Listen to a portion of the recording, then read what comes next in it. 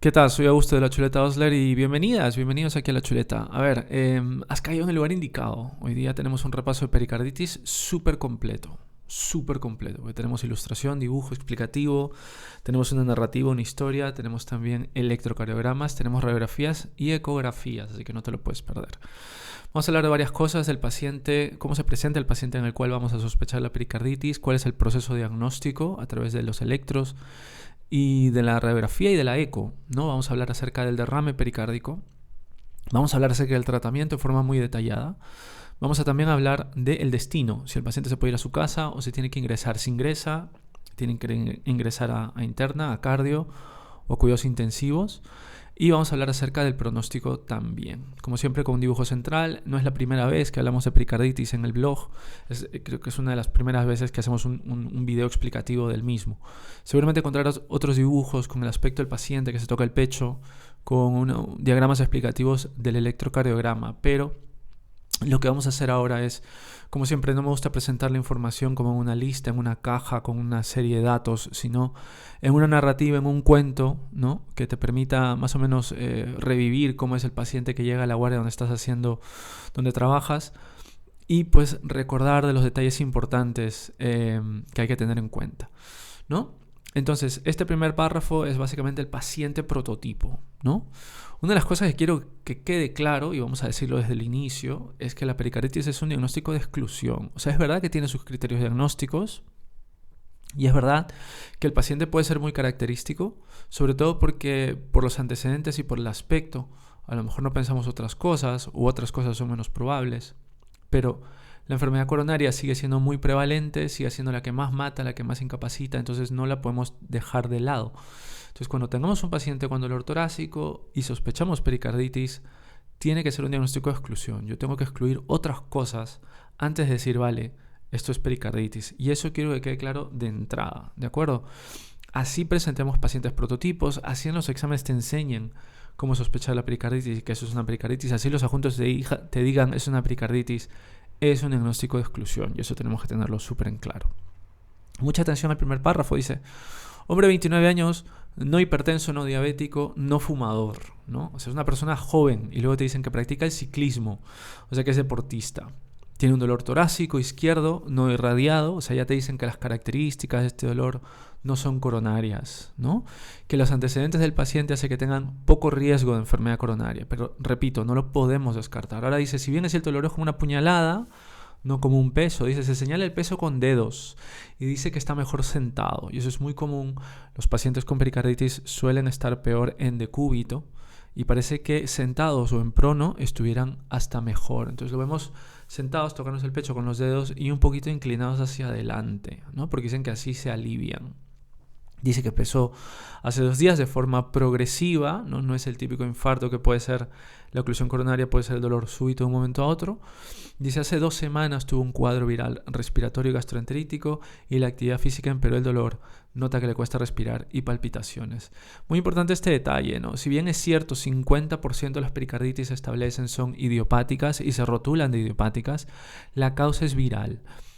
Podríamos decir que está asociado a infecciones virales, porque la infección suele ser 2 semanas antes o 3 semanas antes, y luego, aparentemente por un mecanismo inmunológico, hay una inflamación del pericardio. Entonces está asociado a las infecciones virales, pero nunca, realmente no, de forma rutinaria, no voy a decir nunca, pero de forma rutinaria no se busca el causal, no se busca la etiología. Entonces siempre queda rotulado de idiopático, y ese es el 50% de las pericarditis. La otra mitad son pericarditis secundarias, enfermedades reumáticas, aneoplasias, y eso lo veremos después. Entonces sabemos que es una persona joven, sin antecedentes, con un dolor muy típico, así un dolor de serosa, ¿no?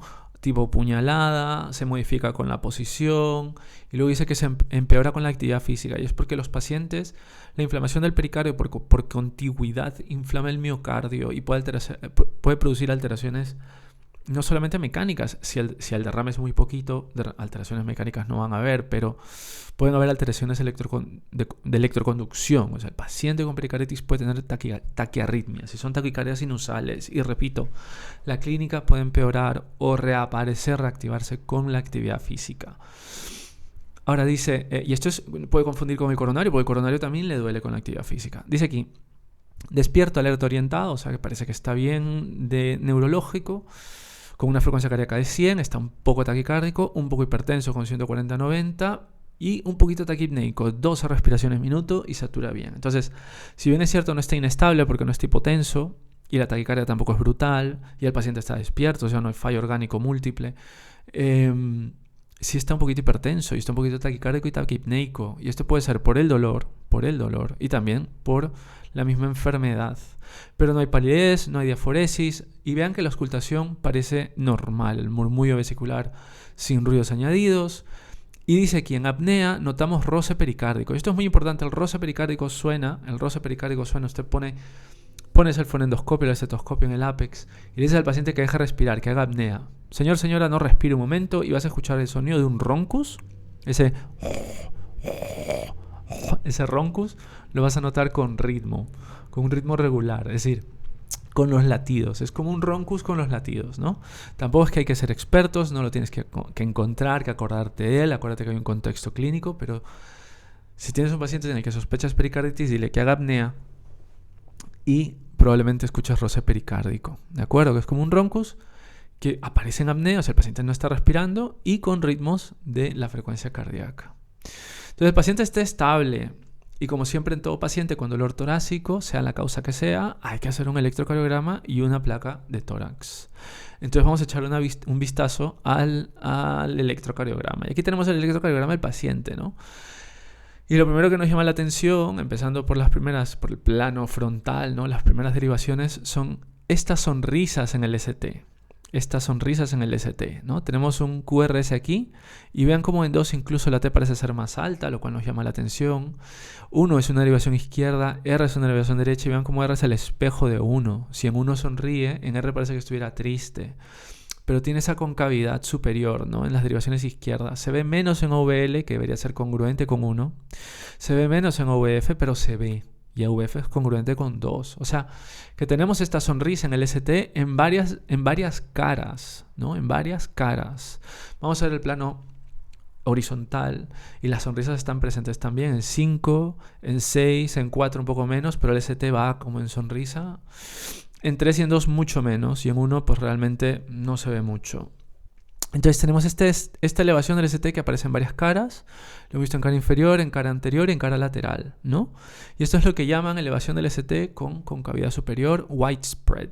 Widespread, utilizan ese término los americanos, que significa esparcido ampliamente, ¿no? Y es que lo vemos en varias caras. Ahora fíjense en otro detalle. Este detalle es muy importante. Vean dónde termina la T.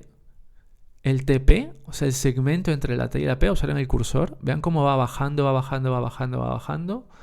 Y el PR está más abajo que el TP. O sea, el PR está descendido, ¿no? Entonces va bajando el TP y el PR está por debajo, ¿no? Aquí en 2 también se ve. En AVL también se ve cómo va bajando y el PR está descendido. En AVF también. Y en R parece que sube y aquí está clarísimo. En 3 vean cómo va bajando el TP. Y el PR está por debajo. En 4, en 5, en 6, ¿no? Y ese descenso PR, que es en realidad producto del descenso del TP, hasta que llega la R sigue descendiendo y el PR parece que está más abajo, es el hallazgo más específico del electro en pericarditis, ¿de acuerdo? Vamos a compararlo con electros de infarto. Voy a presentar 2 electros de infarto. Esto es una oclusión coronaria y cara inferior, 2-3 AVF. Observen cómo el ST en este caso es una pendiente. En 2, en 3 donde está elevado y en AVF, ¿no? Y no se ve nada en 1, en AVL se ve el espejo de 2, ¿no? Porque las caras izquierdas también pueden ser espejos de las caras posteriores e inferiores. Vemos como aquí no hay ningún ST en sonrisa. Ahí está el ST normal en 3, un poquito en pendiente en 5, en 6, pero donde más se ve la alteración de la elevación del ST es en 2-3 AVF, es un infarto inferior. No hay descenso PR. Y es un infarto anterior, cara anterior, 3-4, 2-3-4, ¿no? Entonces, anterior lateral, la cara anterior, el borde, ¿no? El borde entre lo anterior y lo posterior es 1 VL. Entonces, en 1 VL vemos aquí un ascenso del ST, pero la sonrisa como tal no se ve. Y luego vemos como 2-3 EVF tienen el descenso sobre todo en 2-3 AUF, tienen el descenso. ¿Por qué? Porque 2-3 son inferiores, son el espejo de lo anterior.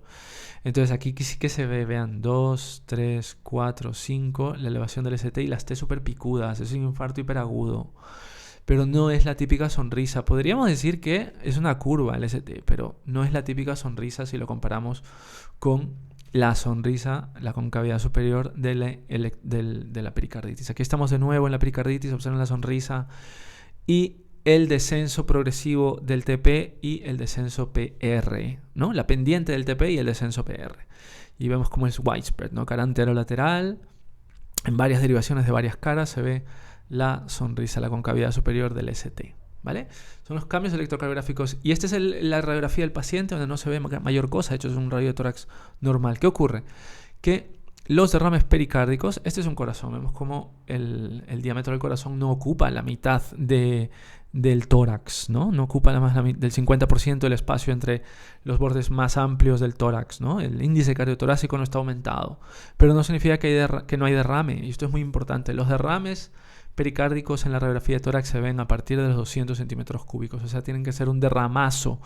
Pongan atención a un derrame pericárdico brutal. Vean cómo el índice cardiotorácico... Este paciente no tiene hipertrofia de ventrículo izquierdo. Este paciente tiene esa típica silueta cardíaca en forma de botijo, ¿no? De garrafón, ¿no? Es como una vasija. Esto es un derrame pericárdico y seguramente que hay más de 200 centímetros cúbicos, pero menos de 200 no se ve y no significa que no haya. Observen lo que pone aquí en el siguiente párrafo. Dice: todo dolor torácico, independientemente de los síntomas y antecedentes personales, requiere un electro de 2 derivaciones y una radiografía de tórax.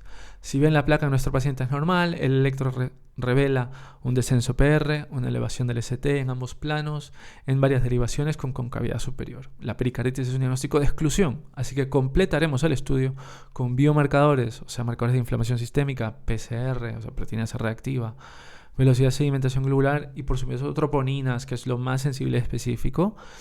Y con el paciente en observación. ¿Por qué mantenemos al paciente en observación? Porque puede ser que tenga derrame y empeore, porque puede ser que tenga taquicardias y empeoren, puede ser que la clínica empeore. Entonces, ya que estamos en observación, ya con más tranquilidad al paciente le podemos hacer una ecopía de cama y esto es lo que vemos. Esto es un plano subsifoideo, ¿no? El transductor está puesto debajo de las sifoides y apunta hacia el ápex. Por eso es que lo primero que aparece aquí es el ápex del corazón. Y vemos los ventrículos y si yo creo que sin mucha dificultad, ¿no? Se ve esta banda anecoica alrededor del corazón. Esto es agua. Esto es agua y el corazón bailando ahí, bamboleando dentro de ese derrame pericárdico que está bastante claro. Dice: realizamos ultrasonido a pie de cama, el cual confirma la presencia de derrame pericárdico más de 50 cc. Y esa es la ventaja del ecocardio, que con el ecocardio que puede ser a pie de cama no tienes un ecocardio, ¿no? O sea, una eco de urgencias. La ventaja es que puedes pillar el derrame con menos cantidad. No necesitas los 200 que necesitas en la radiografía. Con una eco con 50 centímetros cúbicos ya ves el derrame pericárdico. PCR, VSG elevadas, pero las troponinas normales. O sea, hay un proceso inflamatorio activo, pero no hay daño miocárdico, no hay miopericarditis y eso es muy bueno. Porque una miopericarditis va a requerir seguimiento estrecho, una miopericarditis va a requerir cuidados intensivos probablemente porque tienen gran riesgo y hay que hacer un estudio de que la miocarditis, o sea, de que el daño miocárdico no haya sido primero antes que la pericarditis. Es decir, si nosotros encontráramos miopericarditis, que es toda la clínica de pericarditis, todas las alteraciones bioquímicas y además troponinas elevadas, hay que ver que no haya sido el infarto primero, porque hay pericarditis secundarias a los infartos. Entonces dice aquí: todo indica que estamos frente a una pericarditis idiopática, pero asociada a una virasis previa con derrame pericárdico sin repercusión hemodinámica. No sospechamos de patología primaria, o sea, esta pericarditis probablemente no sea secundaria. No vemos una neoplasia de momento, no parece haber una enfermedad autoinmune ni reumatológica, no hay inmunosupresión, etc. Muchas veces los pacientes inmunosuprimidos lo que hacen son pericarditis piógenas con pus, y eso es brutal, con fiebres brutales, con mal estado general, con clínica de sepsis, etc. Si bien es cierto el paciente continúa monitorizado ante la posibilidad de taquiarritmias y empeoramiento de derrame, que es lo que decíamos, vamos a iniciar el tratamiento oral. ¿Por qué oral? siempre hay que utilizar la vía oral, que sea posible. Y es verdad que un paciente que puede tomar la medicación por vía oral puede ir a su casa, pero ese paciente tiene riesgo de empeoramiento. Entonces no lo podemos mandar aún. No lo podemos mandar aún. Y la medicación va a ser oral. Y la primera elección va a ser ibuprofeno, los AINES, los medicamentos antiinflamatorios, a dosis antiinflamatoria, de 600 hasta 800 miligramos cada 8 horas y siempre combinado con colchicina, que es un medicamento que tiene muchos efectos adversos, sobre todo la diarrea, pero lo indicado son las dos cosas a la vez. Un AINE y colchicina. Repito, un AINE y colchicina. Y repito otra vez, un AINE y colchicina. Y tenemos varias opciones, pero la primera va a ser ibuprofeno. 680 cada 8 horas, colchicina 0,5-0,6 cada 24 horas por 3 semanas. 2 a 3 semanas el AINE, 3 semanas la colchicina con una retirada paulatina. Estamos hablando de que una vez que se culminan las 3 semanas de tratamiento, el AINE se quita de 250 miligramos por semana en 250. O sea, 250 en una semana, 250 la otra semana, 250 la otra semana. Y ahora lo siguiente es súper importante. Si el paciente no tolera el ibuprofeno, las otras opciones que tenemos son acetilsalicílico, la aspirina, e indometacina. Increíble que la indometacina siga siendo una opción, sigue siendo válida y está indicado en la pericarditis. ¿En quiénes vamos a elegir? Y es que esto va a ocurrir y puede ocurrir sobre todo si es que nuestra población es muy mayor y tiene riesgo cardiovascular elevado. Si nosotros sospechamos que hay un síndrome coronario de por medio, si sospechamos que la pericarditis podría ser secundaria a un infarto, ¿no?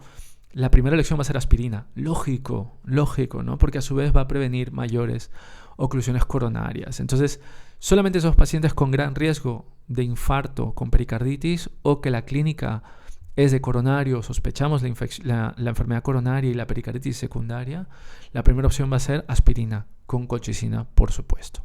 Ahora, en el caso de que el paciente sea alérgico o intolerante a los AINE en general, o sea, no le podemos dar ni ibuprofeno, ni aspirina, ni indometacina, la opción va a ser glucocorticoides. Los corticoides tienen muchos efectos adversos, cuidan a los pacientes hiperglucémicos, cuidan a los pacientes con osteoporosis, cuidan a los pacientes que toman antibióticos, que toman ya corticoides, porque puede producir inmunosupresión, ¿no? Entonces, vamos a utilizar prednisona, la dosis más baja eficaz. UpToDate recomienda prednisona oral 0,5 miligramos por kilogramo al día. Lo mismo, 2 a 3 semanas. Y si el paciente hace taquicardias, es una buena opción utilizar beta bloqueantes, siempre cardioselectivos. Una vez que el paciente está monitorizado, pasa la noche en observación, le ven los especialistas y se llega a un acuerdo si es que el riesgo es bajo y el paciente está mejor, no ha aumentado el derrame o es mínimo, entonces pues el paciente puede ser dado de alta y seguir el tratamiento en su casa. Y se le va a recomendar que tome reposo absoluto, porque el ejercicio reactiva la clínica, ¿no? En caso de que sea una pericarditis secundaria, hay que tratar esa causa primaria, por ejemplo, un paciente reactivado de lupus, ¿no? Por ejemplo, nos concentramos en el tratamiento de lupus, ¿no? Por ejemplo. Si es que los derrames son muy voluminosos, el paciente pues, probablemente quede en observación o pase a planta.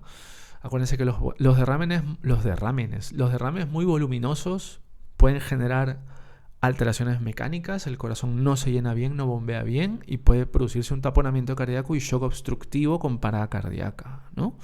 El tratamiento será una pericardiocentesis, ¿de acuerdo? Bueno, y lo último que quería decir es que está descrito esto que se llama pericarditis reactivadora o recidivante, ¿no? Un paciente con pericarditis probablemente te cuente que lo ha tenido antes. Es que ya me dio el año pasado, es que ya me pasó esto hace 2 años, ¿no? Y esto suele ocurrir sobre todo o sea, no es que ocurra en todo el mundo y aparentemente, no es que en todos ocurra, pero parece que la pericarditis que se reactiva es asociada a los pacientes que o no terminaron el tratamiento o la retirada del AINES fue muy rápida.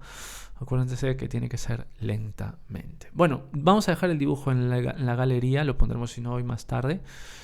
Y muchas gracias por acompañarnos en este repaso y será hasta la próxima vez.